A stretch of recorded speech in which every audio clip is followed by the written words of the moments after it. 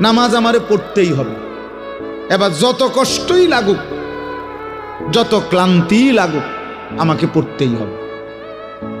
সুদ, ঘুষ, মিথ্যা, হারাম রোজগার আমার ছাড়তেই হবে।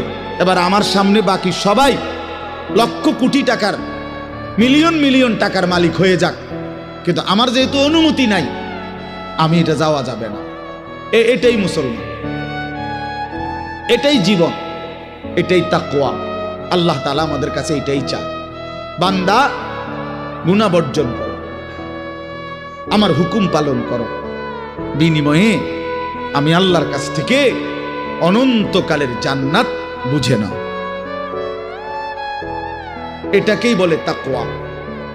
এই ব্যক্তিকেই বলে মুত্তাকি, যে নিজেকে গুনাহ থেকে বিরত রাখে, আল্লাহ তাআলার হুকুমের মধ্যে ব্যস্ত রাখে, আল্লাহর হুকুম পালনে ব্যস্ত, যত কষ্টই হোক।